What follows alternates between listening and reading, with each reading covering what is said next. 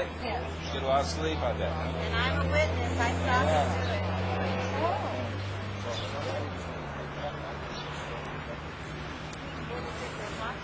Oh, so he just stuck it where the luggage was. So maybe it's in the luggage room. No, they have moved the luggage on us, and they put it in that whole. Yeah. So we'll look there when we go back.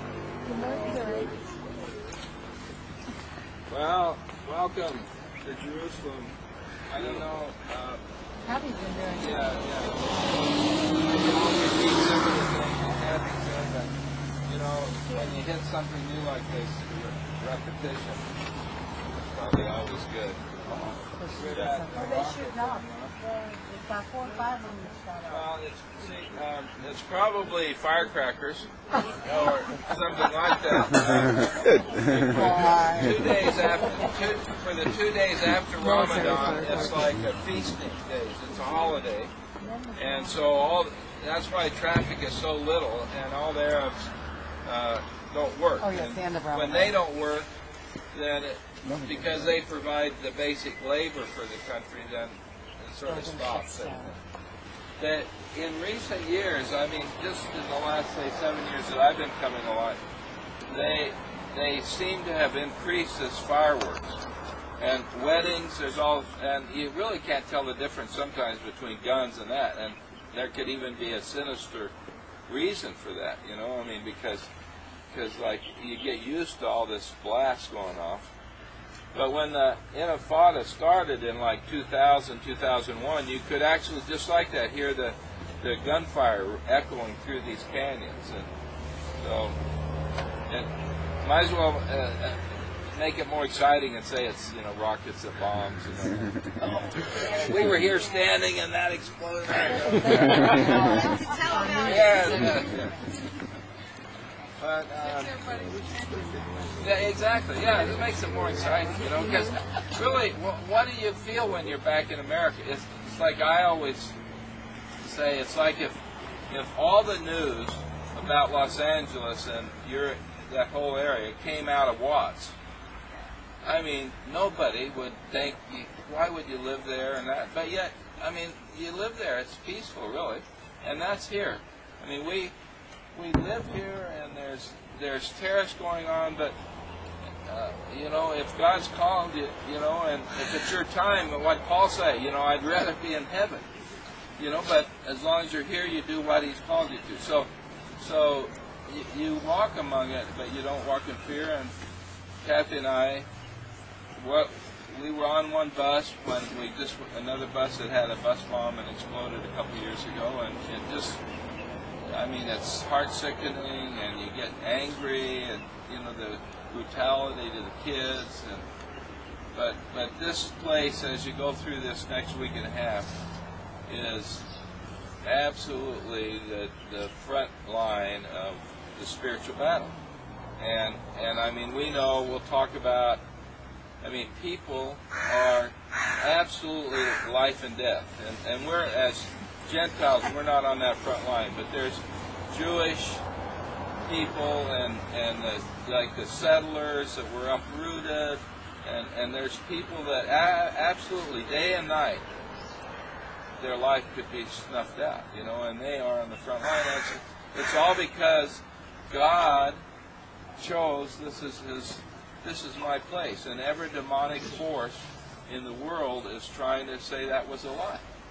So they're all here. It's all the Muslims. I mean, it's unbelievable. There just the last week or two, some Muslim sheikh came out with this long statement about how the Al-Aqsa Mosque was built before the temple, and Muhammad didn't even live till 650 years after Jesus, and that temple was built 1,000 years before Jesus, and there's all kinds of historical evidence, and yet this guy can absolutely broadcast to the world that the Al-Aqsa Mosque was built before the temple. And we were up on the Temple Mount one day, and this Arab guy runs up to our group and starts yelling there was never any Jewish evidence of the temple being here.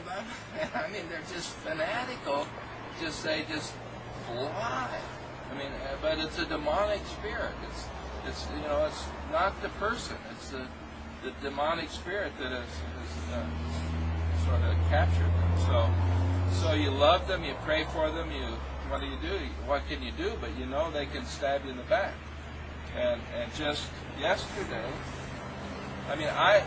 yesterday morning, and I went and got a haircut, and I was going to meet Greg to get the car, and so I sit in this park, read my Bible, and just sort of reflect. A beautiful day. Last night in the paper, a lady was stabbed right there where I was by an Arab 15-year-old, and multiple stab wounds. And the story it said in the paper is that this was a 15-year-old Arab boy who worked out in Ramallah, worked for a butcher, got mad at his boss, and stabbed his boss. So then he fled to Jerusalem, and he actually stabbed this lady. What he said is so he'd get arrested. And we knew another Jewish right there where you guys are. This was several years ago, but I know the family, and they're Orthodox, and their son was right there at the Jaffa Gate, and an Arab came up and stabbed him and left him for dead. And when they caught the guy and asked him, why did you do it? He said, well, I woke up that morning, and I had all this pressure from bills, and I was frustrated, so I thought I'd go kill a Jew. I mean, it's like just unbelievable stuff, you know? Sacrifice for his bills. Oh, yeah, exactly. But that Alaska Mosque, that we'll hear that terrorist group called the Alaska Brigade. Yeah, exactly. It's connected to keeping that mosque, and all these different terrorist groups align themselves with different aspects of the.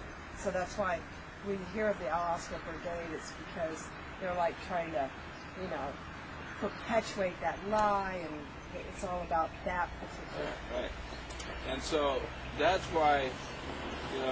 You really, it's a deep spiritual battle, but it's serious. It's not just like a prophetic journey. You go in and you call down the demonic forces and you go home, and go to bed. It's the front lines here, but they need us, even though they reject us.